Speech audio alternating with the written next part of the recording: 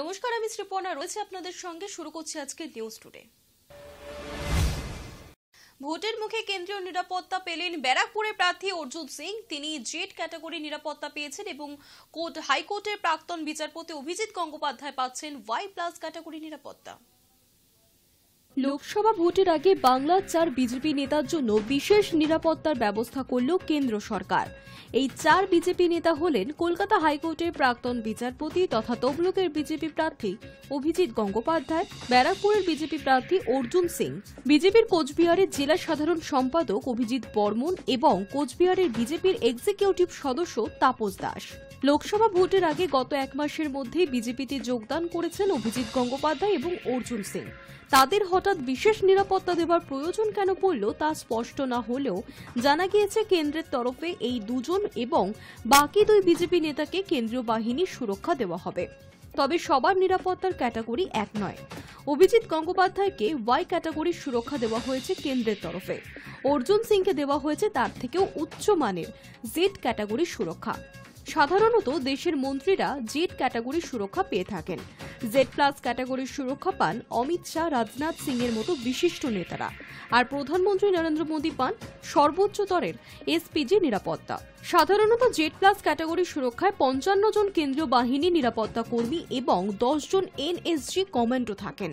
আর Z ক্যাটাগরিতে থাকেন 22 জন কেন্দ্রীয় বাহিনী জওয়ান এবং 4 থেকে 5 জন CRPF বা CISF কমান্ডো এবং পুলিশ কর্মীরা। অর্জুন সিং এই মানেরই সুরক্ষা পাবেন। ওই সুরক্ষা বলয়ে তার সঙ্গে থাকবেন অন্তত 5টি গাড়ির কনভয়, যার মধ্যে একটি হবে বুলেট প্রুফ। এই সুরক্ষার ব্যবস্থার জন্য প্রতি মাসে অন্তত 15 থেকে 25 লক্ষ টাকা পর্যন্ত খরচ হবে কেন্দ্রের। অন্যদিকে অভিজিতের জন্য দেওয়া হয়েছে Y ক্যাটাগরি সুরক্ষা এবং এই নিরাপত্তার ব্যবস্থায় তার সঙ্গে থাকছেন 2 জন কমান্ডো, 8 জন জওয়ান এবং অন্তত 2টি গাড়ির কনভয়। এর জন্য প্রতি মাসে অন্তত 12 থেকে 15 লক্ষ টাকা পর্যন্ত খরচ করতে হবে কেন্দ্র সরকারকে। প্রসঙ্গত 2019 সাল থেকে অর্জুন সিং Y+ ক্যাটাগরি নিরাপত্তা পাচ্ছিলেন। পরবর্তীতে 2021 সালে সেপ্টেম্বরে Z ক্যাটাগরি নিরাপত্তা দেওয়া হয় তাকে, কিন্তু পরে তৃণমূলে ঘর বাপসি হতেই নিরাপত্তা প্রত্যাহার করা হয়। বিজেপিতে ফেরার পর ফের নিরাপত্তা পেলেন Arjun Singh. Hi news Network. লোকসভার ভোট প্রচারে বেরিয়ে পড়েছেন সমস্ত দলের প্রার্থীরাই। বুধবার ভোট প্রচার সারলেন CPM প্রার্থী দীপশিতা ধর। হিন্দ মোটর এলাকায় ভোটের প্রচার করলেন দীপশিতা ধর এবং সেখান থেকেই বিরোধীদের কটাক্ষের জবাবও দিয়েছেন তিনি। আসন্ন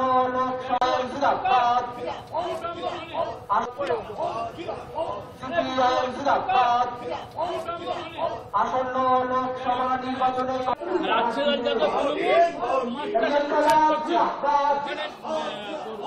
এখন সমস্ত কথার তো জবাব দিতে নেই, তবে এটুকুই বলবো, ওনার যদি মনে হয় যে আমার বিদেশে ঘোরা বা সারা দেশে ঘুরে নিয়ে ওনার আপত্তি আছে, ওনার আপত্তি থাকা স্বাভাবিক। কারণ আমি যতবার বিদেশে গেছি আমি তো চুরির টাকায় যাইনি, ডাকাতির টাকায় যাইনি, ইভেন সরকারি টাকাতেও যাইনি। আমার পড়াশুনোর কাজে এই ভারতের প্রতিনিধি হয়ে আমি আমার পেপার প্রেজেন্ট করতে বিদেশে গেছি। কল্যাণ ব্যানার্জিরা, বিজেপি, তৃণমূল এরা চায় না সাধারণ ছেলেমেয়েরা পড়াশুনো করে এই দেশের নাম, এই রাজ্যের নাম উজ্জ্বল করুক। ফলে স্বাভাবিকভাবে যখন আমার মতো বা আমাদের মতো কেউ কেউ পড়াশোনার কাজে বিদেশে যায়, ওনার অসুবিধা হবে। ওনারা চায় ছেলেমেয়েরা পড়াশোনা না করে ওনার মতো মিথ্যেবাদী, দুর্নীতিবাজ, ঘুষখোর, ডাকাত, চোর তৈরি হোক। ওদের বিরুদ্ধেই আমাদের লড়াই। দেখো, আমি তো অডিওটা শুনিনি, আমাকে বহু মিডিয়ার বন্ধুরা জিজ্ঞেস করেছে। তবে এই কথা বলতে পারি, আমরা বহুদিন ধরে বলে আসছি তৃণমূল বিজেপির মধ্যে লড়াইটা আসলে পুরোটাই লোক দেখানো।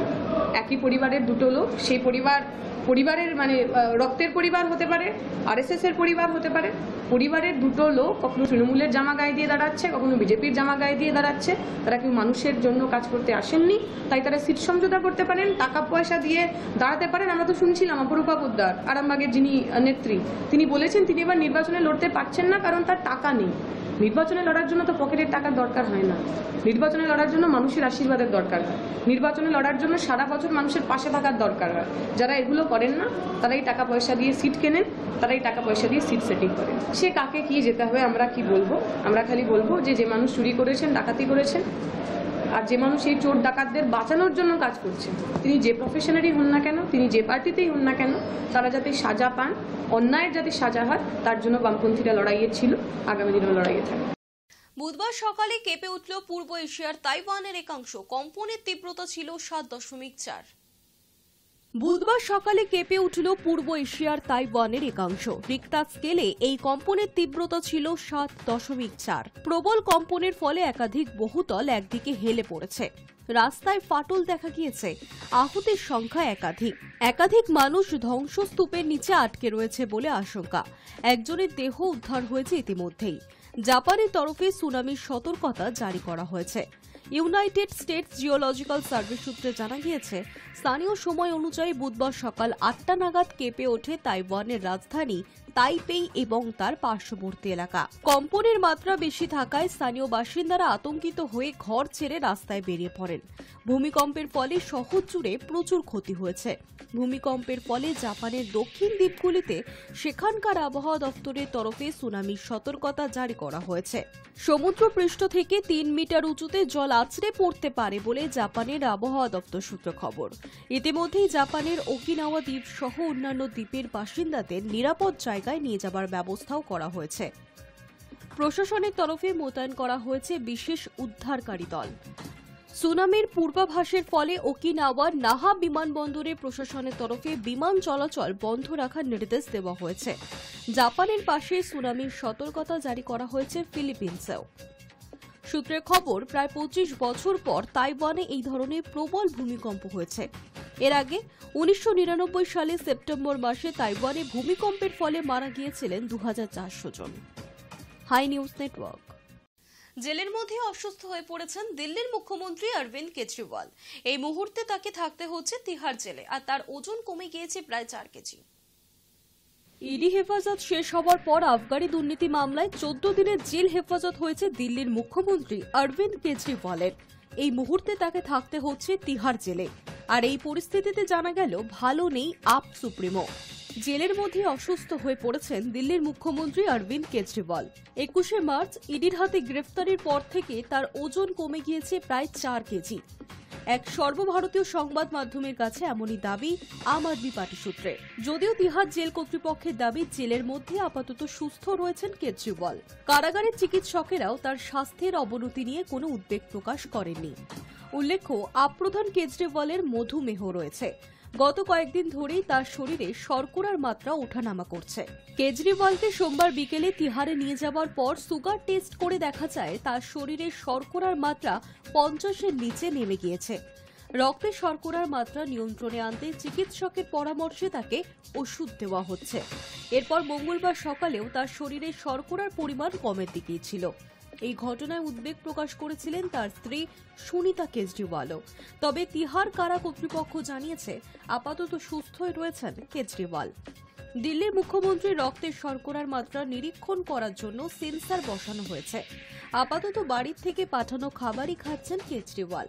তার শরীরে শর্করার মাত্রা স্বাভাবিক না হওয়া পর্যন্ত প্রত্যেক দিনই তাকে বাড়ির খাবার দেওয়া হবে। তার শারীরিক অবস্থা পর্যবেক্ষণে রাখা হয়েছে। তিহারের 2 নম্বর সেলে রাখা হয়েছে তাকে, যার একদম কাছেই রয়েছে এক কুইক রেসপন্স টিম, যাতে কোনো আপৎকালীন পরিস্থিতি তৈরি হলে দ্রুত পদক্ষেপ করা যায়। জেল সূত্রে খবর, কেজরিওয়াল মঙ্গলবার ভিডিও কলের মাধ্যমে তার স্ত্রী সুনিতা কেজরিওয়ালের সঙ্গে কথা বলেছেন। আইনজীবীর সঙ্গেও দেখা করেছেন। প্রসঙ্গত, দিল্লির আবগারি মামলায় কেজরিওয়ালকে 14 দিনের জেল হেফাজত নির্দেশ দিয়েছে রাউস অ্যাভিনিউ আদালত। আপাতত 15 এপ্রিল পর্যন্ত তিহার জেলেই থাকতে হবে তাকে। High news network. Satyajit Ray পরিচালিত অপুর সংসার ছিল শর্মিলা ঠাকুরের কেরিয়ারের প্রথম ছবি। জানেন কি শর্মিলা ঠাকুর কত টাকা পারিশ্রমিক পেয়েছিলেন জীবনের প্রথম অভিনয় করে? দেখুন। সত্যজিৎ রায় এবং তার তৈরি অপুর সংসার। অপুর সংসার নয়, অপু ট্রিলজি। দুটি যেন একে অপরের সঙ্গে ওতপ্রোতভাবে জড়িত। বাঙালি মনে এই অপু ট্রিলজি কতটা প্রভাব ফেলেছিল তার বলার অপেক্ষা রাখে না। সত্যজিৎ রায় পরিচালিত অপুর সংসার ছিল শর্মিলা ঠাকুরের কেরিয়ারের প্রথম ছবি। জানেন জীবনে প্রথম অভিনয় করে কত টাকা পারিশ্রমিক পেয়েছিলেন শর্মিলা ঠাকুর? সম্প্রতি প্রথম জীবনের উপার্জন এবং তৎকালীন সমাজে দ্রব্যমূল্য প্রসঙ্গে একাধিক তথ্য দিয়েছেন তিনি। শর্মিলা ঠাকুর জানিয়েছেন, অভিনয়ের জন্য সত্যজিৎ রায় তাকে 5,000 টাকা পারিশ্রমিক দেন। শুধু তাই নয়, সেই পারিশ্রমিক কিভাবে খরচ করেছিলেন তিনি সে প্রসঙ্গেও আলোকপাত করেছেন অভিনেত্রী। জানিয়েছেন, অল্প বয়সে তিনি রোজগার করতে শুরু করেন। তখন এখনকার মতো পারিশ্রমিক তিনি পাননি ঠিকই, তবে একথাও মানতে হবে যে সেই সময় দ্রব্যমূল্য আজকের মতো ছিল না। তবে শুধু টাকা নয়, শর্মিলা ঠাকুর জানান, টাকা ছাড়াও সত্যজিৎ রায় অভিনেত্রীকে একটি শাড়ি এবং ঘড়ি উপহার দিয়েছিলেন। প্রথম পাওয়া 5,000 টাকা নিয়ে তিনি সোনার দোকানে গিয়েছিলেন। তারপর হাতের বালা, নেকলেস, কানের দুল কিনেছিলেন। পাশাপাশি তিনি এও জানান, ওই টাকাটা কম হলেও সেই সময় জিনিসপত্রের দামও খুবই কম ছিল।